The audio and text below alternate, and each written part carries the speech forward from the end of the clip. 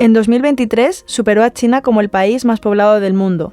Es la mayor democracia del planeta y la quinta economía global, con un crecimiento medio anual superior al 6% y una clase media en expansión. Se espera que para la década de 2030 ya sea la tercera economía de mayor tamaño, por encima de Japón y Alemania, y que para final de siglo tenga un Producto Interior Bruto superior al de Estados Unidos. Hablamos de la India y nos preguntamos si será la nueva gran potencia del siglo XXI. Bienvenidos y bienvenidas a Conversaciones Elcano, el podcast del Real Instituto Elcano. Conversaciones Elcano, temporada 5, episodio 2. India en el siglo XXI, de economía emergente a potencia global. Soy Ignacio Urbasos y junto a mi compañera Raquel García, hoy hablaremos del papel de India en el sistema internacional, su creciente influencia geopolítica y las claves de su política exterior. India está emergiendo como una potencia internacional, caracterizada por tener una política exterior pragmática y no alineada. Es un socio fundamental para Occidente y en especial Estados Unidos, pero a la vez quiere tener voz propia y representar al sur global.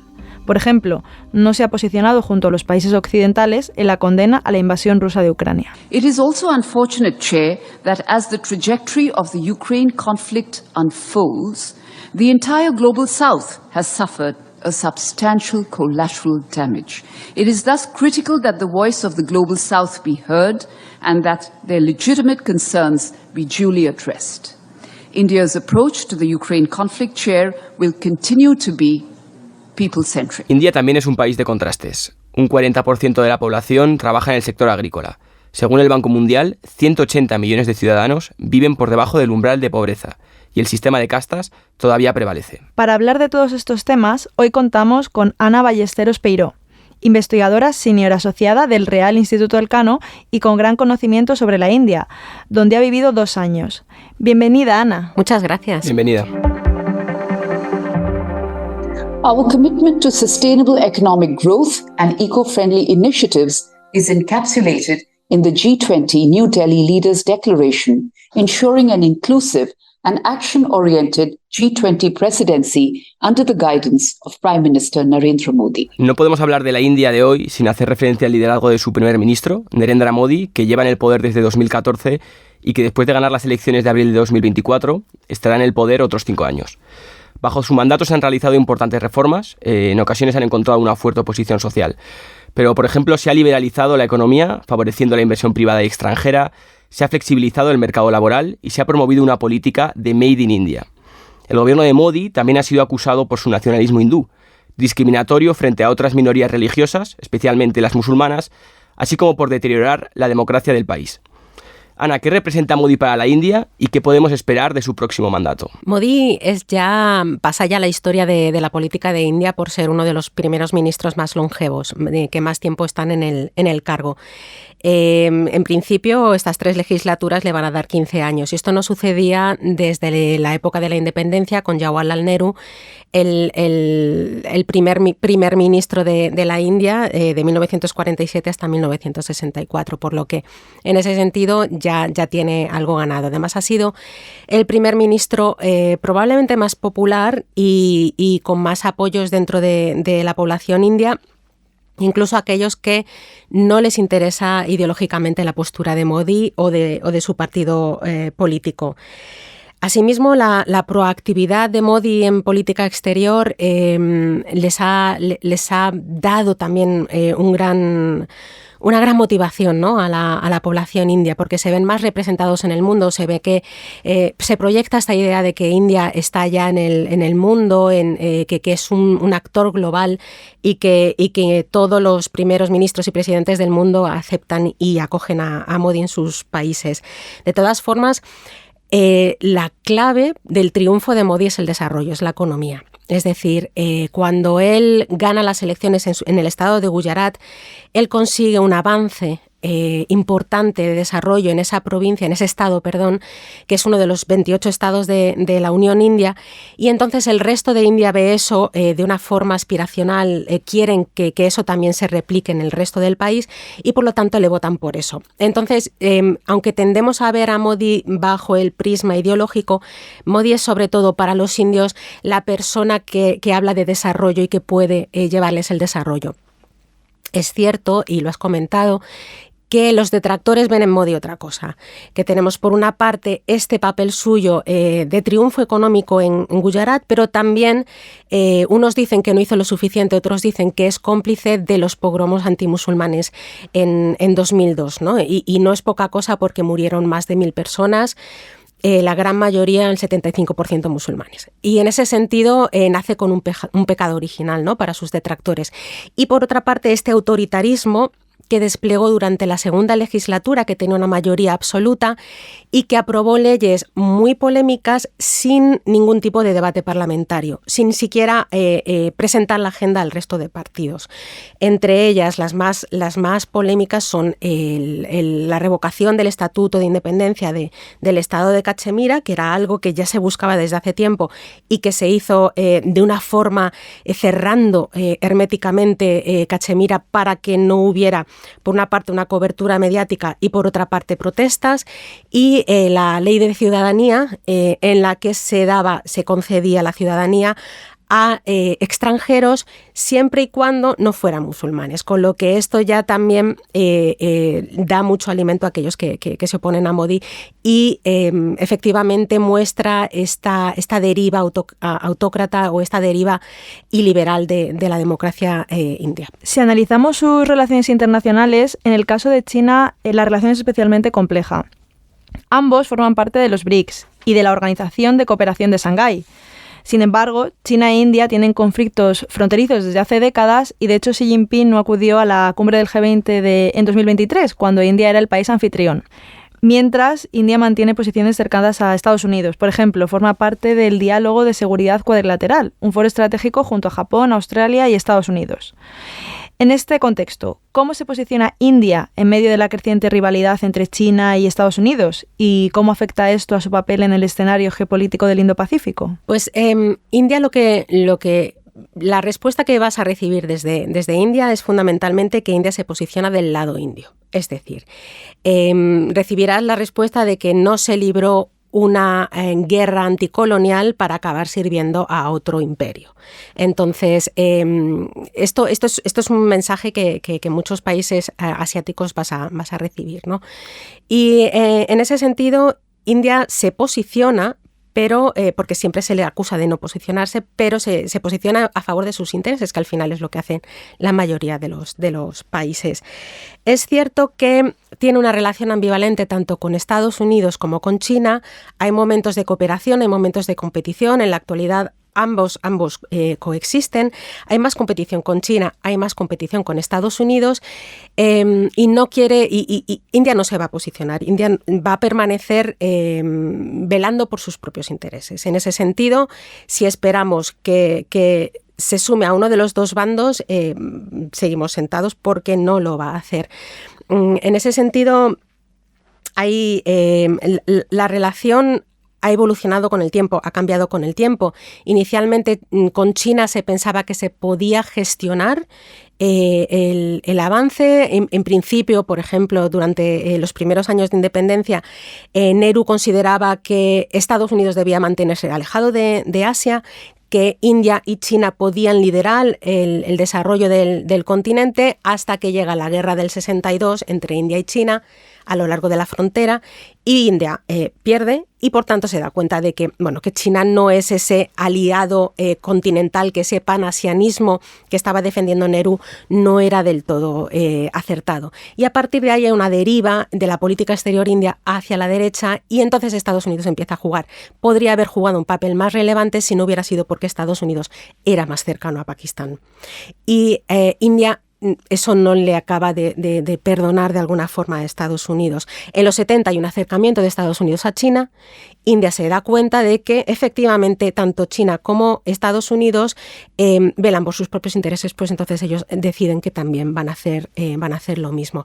En la actualidad hay un giro hacia Estados Unidos, hay una voluntad de cooperación porque se da cuenta de que China es cada vez más activo en su vecindario e India necesita a Estados Unidos para que le ayude a de alguna forma gestionar la presencia de China no solo en los países vecinos, sino también en el Océano Índico, que es su mar, ¿no? De alguna forma es su espacio marítimo natural. Y además también India tiene un problema junto a China o una debilidad añadida, que es su dependencia de los hidrocarburos que proceden del Golfo Pérsico. Ambos dependen en un porcentaje elevado de esta energía para seguir manteniendo ese desarrollo económico que mantiene cada país. Y por lo tanto, ambos han aumentado su presencia en el Océano Índico.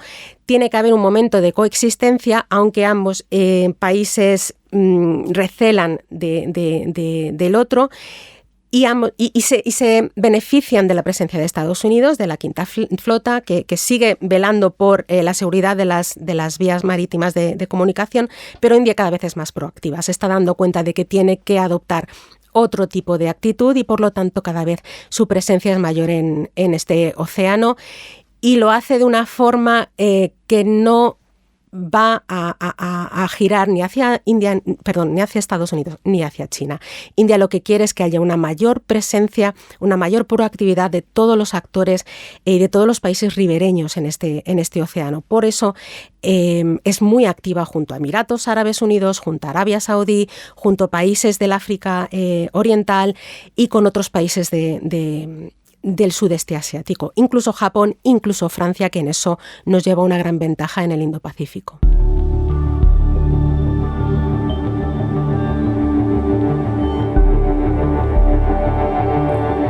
In fact, Pakistan should realize that cross-border terrorism against India will inevitably invite consequences. Hemos hablado de conflictos fronterizos, de la influencia de Estados Unidos en la región. Es inevitable hablar de la relación entre la India y Pakistán, muy compleja desde la partición de 1947. Ambos países son potencias nucleares y eso hace que cualquier situación de tensión pues genere una alarma internacional muy importante. Nos gustaría saber cómo afecta este conflicto a la estabilidad regional y, en particular, a la política exterior de la India. Ya lo has mencionado, pero quizá podrías elaborar un poco más. Sí, por una parte, la competición entre Estados Unidos y China añade una gran tensión a los países de Asia. Lo que estos países no quieren es precisamente que haya una nueva bipolaridad, porque ya lo sufrieron durante la Guerra Fría y, a pesar de estar en el movimiento de los no alineados, no pudieron tomar sus propias decisiones, y esto fue en contra de sus propios intereses de desarrollo económico y de independencia. Por eso prefieren que haya una multilateralidad. El conflicto con Pakistán, de largo recorrido, India está empezando a cambiar la postura, y, de hecho, este cambio, esta revocación del Estatuto de Cachemira va por ese camino, ¿no? Al final, ambos países han escalado, han de alguna forma nivelado también la tensión entre ambos. Ambos son potencias nucleares. Estamos hablando del triángulo nuclear: China, Pakistán e India, en el que China y Pakistán son aliados, son muy cercanos, y India lo que teme es una guerra en dos frentes, ¿no? Por un lado tiene la frontera con China, además de algo de unos 4.000 kilómetros, en los que mantiene un enfrentamiento constante, una tensión con China, y luego está la frontera con Pakistán, que también es inestable, ¿no? Y que Pakistán también utiliza, sobre todo en el territorio Cachemir, para presionar a India en determinadas ocasiones. Esta tensión mantiene a India muchas veces más entretenida en defenderse que en otras prioridades, que son, como por ejemplo la de desarrollo y de establecer relaciones comerciales con otros países. Y es algo que es una herramienta que han utilizado tanto China como Pakistán para impedir el ascenso de India. China considera que India tiene que aceptar el gobierno de Pekín como el hegemón asiático. India se niega a eso, tiene una visión del mundo mucho menos jerárquica, mucho más igualitaria, y por lo tanto intenta neutralizar, ¿no? esa actividad china, desconfía de China, e intenta ignorar de alguna forma a Pakistán. De hecho, la Asociación de Países del Sur de Asia es una asociación disfuncional, es una asociación que realmente no sirve para nada, y de hecho India lo que ha hecho ha sido organizar otro tipo de asociación ignorando completamente Pakistán. El problema es que Pakistán ha sido tradicionalmente aliado de Estados Unidos, que a Pakistán se le han consentido muchas cosas y de hecho cuando yo estaba viviendo en India en 2001 hubo un atentado terrorista en el Parlamento indio, que es algo muy grave, de un grupo que de alguna forma está, no voy a decir, voy a decir protegido, pero entrecomillado, ¿no?, por el establishment pakistaní, ¿no? Y este tipo de acciones se han consentido precisamente por la utilidad de Pakistán con Estados Unidos. Este tipo de relaciones, además, le evidencian a Nueva Delhi que hay una cierta esclavitud a la hora de tener una alianza con un país grande. Que por una parte se permiten hacer cosas que son injustas, que van en contra del derecho internacional, y por otra parte que se le consienten, que se puede saltar a la torera el derecho internacional. En ese sentido, India no está de acuerdo con estas premisas. O somos todos iguales o aquí no hay jerarquías. Y eso es lo que India intenta defender. Por eso, tensiones que están azuzadas por estos intentos o estas nuevas bipolaridades. India lo que va a intentar hacer es revivir una multipolaridad que permita que otros países que probablemente no tengan tanto poder o tantos medios como tienen Estados Unidos y China, pero que dentro de sus posibilidades se alíen de alguna forma o se organicen y coordinen de alguna forma que puedan presentar otro frente que provea alternativas y por lo tanto no tengan que elegir entre unos y otros. Ana, antes, acabas de decir que India hacía esos llamamientos al respeto al derecho internacional, pero luego vemos como no ha seguido a los países occidentales en la condena a Rusia por la invasión de Ucrania, y con lo que estamos viendo en Gaza, pues India se ha posicionado más cerca del gobierno de Israel y, por ejemplo, no ha apoyado las resoluciones de la Asamblea General de Naciones Unidas condenando los actos israelíes en territorio palestino. ¿Cómo se explica esto? Pues mirando a la historia de India. O sea, la historia de India nos da la explicación, ¿no? Por parte de Rusia tenemos una guerra fría en la que India no está alineada y sin embargo gira un poco hacia Rusia. Hay que tener en cuenta que Estados Unidos está aliado con Pakistán y que al gobierno de Estados Unidos le parece una aberración eso del no alineamiento, que es una cosa como que no se puede aguantar dentro de esa obligación de alguna forma de decidir por uno u otro bando. Y esto es un marco que también nosotros adoptamos, ¿no? India le debe a la Unión Soviética y a Rusia mucho porque ha sido uno de los estados que le ha apoyado constantemente a lo largo del tiempo. Cuando nadie le quería vender armas, Rusia le vendía armas. Cuando necesitaba alimentos, Rusia le proveía alimentos. Y sobre todo el apoyo que ha recibido en el Consejo de Seguridad gracias a los vetos que Rusia aprobó frenando resoluciones en torno al conflicto de Cachemira que beneficiaban a Pakistán. Y en ese sentido, India está agradecida hacia Rusia. No le gusta la invasión de Ucrania. O sea, la abstención en la votación no es un apoyo a Rusia. Pero una vez más, en este posicionamiento de India, ni por unos ni por otros, India lo que está diciendo es, bueno, yo no condeno, yo no estoy de acuerdo con sanciones, yo no estoy de acuerdo con este tipo de políticas, no voy a traicionar a un aliado del que dependo, ¿no?, para comprar armamento y para otras cosas. Sí que le voy a decir puertas adentro que muy mal, así, esto es siglo XX, esto no se hace, estamos en el XXI, no se invaden países ya. Y por otra parte, India lo que va a decir es que estas cosas hay que gestionarlas de otra manera y que no se hace obligando al resto de países a que tome decisiones que sirven solo a ese occidente que desde India se ve de una forma decadente. Pero el hecho de que se abstuviera no quiere decir que apoyara a Rusia, porque a India no le gustó lo que Rusia hizo. India necesita, no obstante, en esta competición con China, el papel de Rusia. India necesita ese aliado. Y si Rusia se acerca mucho a China, a India le perjudica. Y por eso también India se está acercando más a Estados Unidos. Pero no es porque prefiera a Estados Unidos sobre China, sino porque, bueno, es ese país que le va a ayudar de alguna forma a contrarrestar la presencia de China. Por otra parte, Israel es un tabú que India ha conseguido romper. También Israel es un país que ha apoyado a India en el pasado. Es un país, cuando ha habido diferentes sanciones al gobierno indio, Israel ha apoyado a India, le ha vendido armas, le ha vendido tecnología.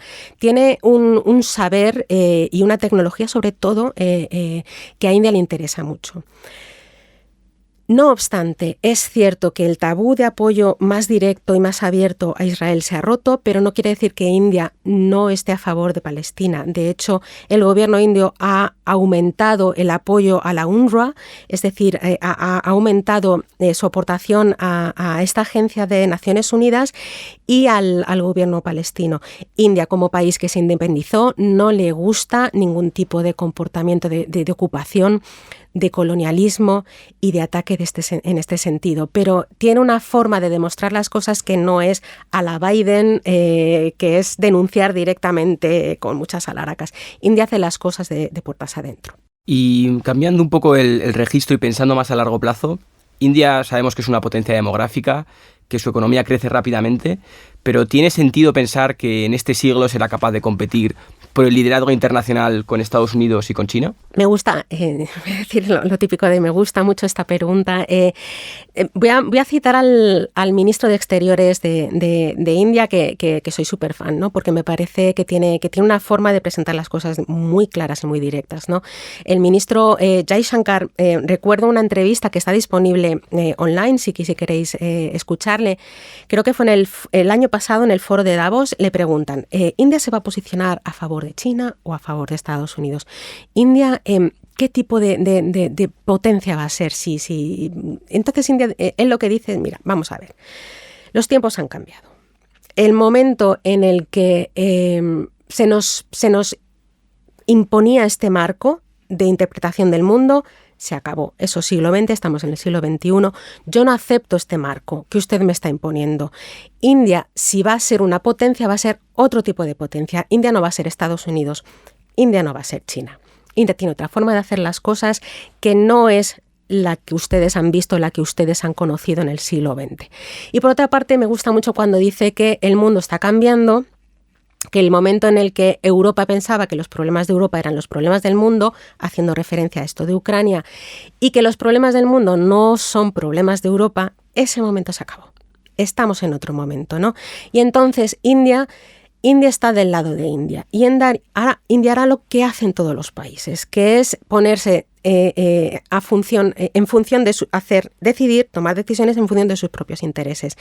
No tiene aspiraciones hegemónicas, o por lo menos yo no lo veo.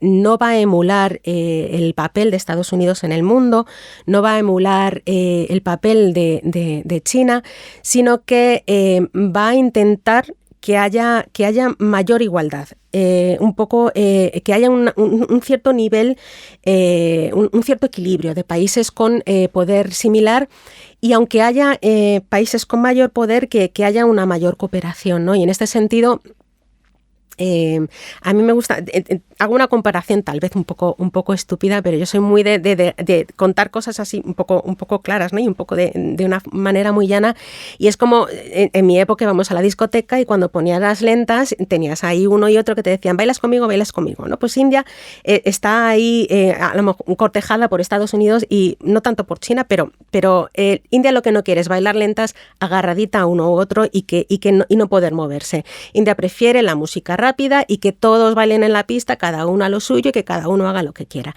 Esa es un poco la forma en que India ve el mundo, y ese es un poco el sistema que a India le gustaría, en el que India quiere participar. Muchísimas gracias, Ana. La verdad que ha sido súper interesante, yo he aprendido un montón, pero para los que queramos seguir profundizando, ¿nos recomiendas algún libro, alguna película? Sí. Pues claro, es tan difícil sabiendo que India es un país todavía muy desconocido. Hay un libro de Amartya Sen que se llama India contemporánea entre la modernidad y la tradición, que como introducción al país es muy interesante. Y además a Sen siempre hay que leerle, ¿no? Es un premio Nobel y es un gran intelectual de estos sabios de los que quedan pocos, ¿no? Hoy día.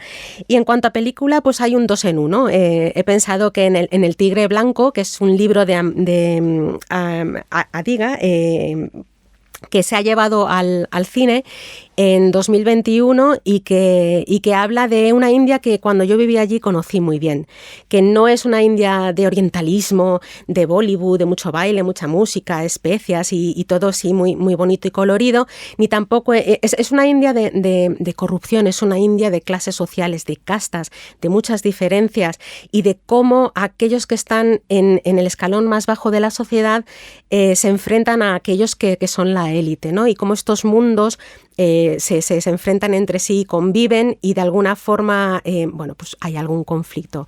Lo recomiendo porque la película refleja bastante bien lo que hay en el libro, pero recomiendo ambos. Pues muchísimas gracias, Ana. Sí, muchísimas gracias. Muchas gracias a vosotros. Conversaciones Elcano. ¿Cómo nos afecta lo que pasa en el mundo?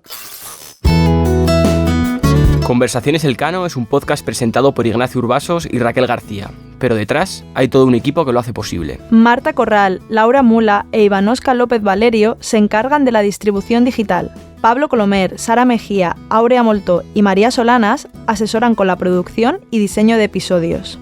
La edición, producción e identidad sonora corren a cargo de Toña Medina y Ángeles Oliva, y la grabación a cargo de Íñigo Guerrero de Blueberry Studios. En la sección de entrevistas contamos con el equipo de investigación del Real Instituto Elcano. Puedes seguir Conversaciones Elcano en las principales plataformas de podcast. Estamos en Spotify, Apple Podcast e iVoox, entre otras.